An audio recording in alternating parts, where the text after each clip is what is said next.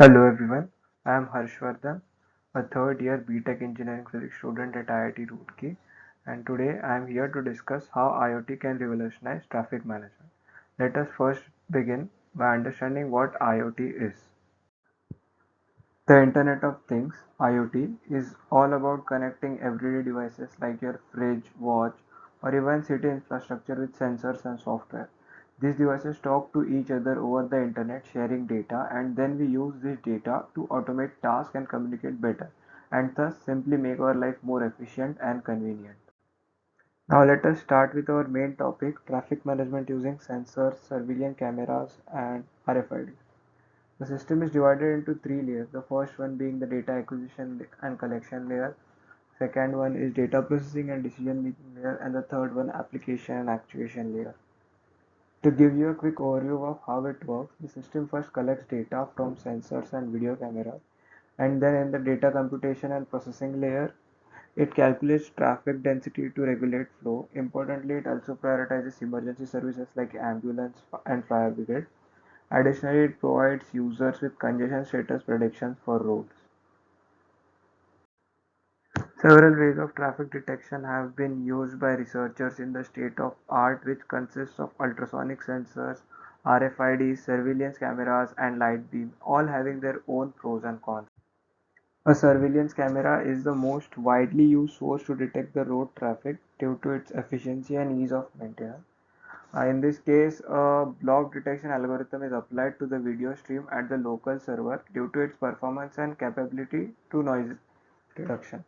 After traffic detection, a local server sends the density measured through image processing to the respective microcontroller.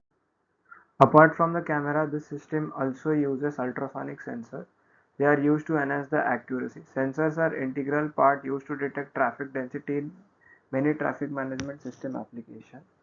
The sensor first sends a sound wave, and when the sound wave hits the object, it gets reflected back, and the reflected wave is detected again at the sensor, and the distance is calculated by using the formula a into b upon 2, where a is the speed of sound and b is time taken. We divide the product of a into b by 2 as the wave travels the same distance twice, first while going to the object and second while returning from the object. As we can see in the figure, there are three pairs of sensor at a certain distance embedded on each of the roadside of the intersection to calculate the traffic density. Like here are the three sensors. Each sensor reading is either 1 or 0, where 1 corresponds to the reading when the sensor detects a vehicle and 0 corresponds to the reading where sensor does not detect a vehicle. At the node side, density is calculated by considering the readings of all the sensors embedded at that particular roadside. We use this formula to calculate the density, where Pi is the ith pair. In the next part, being data processing and decision making layer, the data gathered from the sensor is processed.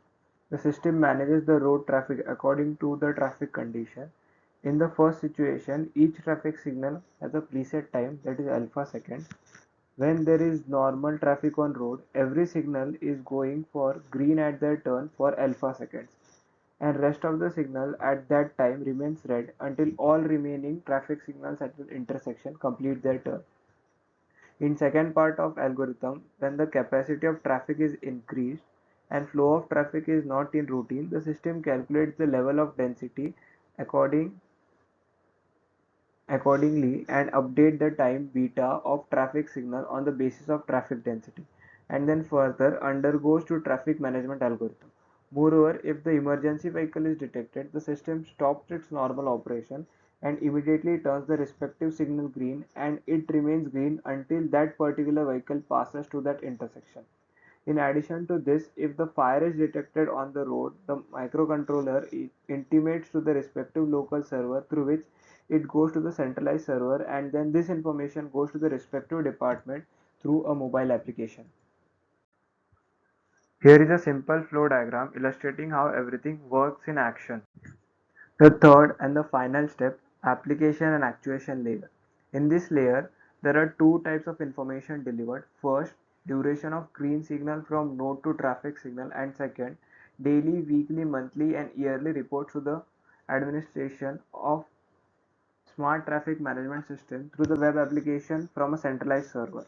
First of all, the system calculates rush interval by using regression tree algorithm on the data saved at local server and updates this report to the centralized server on the daily basis after 24 hours. The rush interval is the time span of 30 minutes. This report is then displayed on the web application, which is linked to a centralized server, which is for the administration of smart traffic management system that shows daily, weekly, monthly, and yearly graphs of such rush intervals for roads. This graphical information is fruitful for the future road planning and resource management.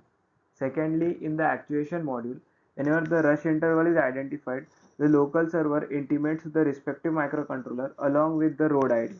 After receiving the rush interval intimation, the decision-making module updates the duration of the green signal to the respective traffic signal. Moreover, this system is also capable of managing emergency situations like if the smoke and fire is detected on the road.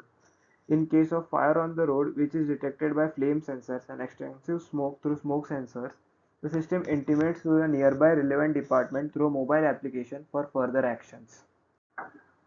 Talking about the results, real-time experiments were conducted to see the system's efficiency in monitoring and calculating traffic density. The system adjusts traffic signals based on predefined thresholds, transmitting real-time data to local and central servers.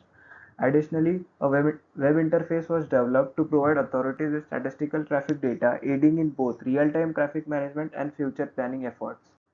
This brings us to the end of our presentation. Thank you.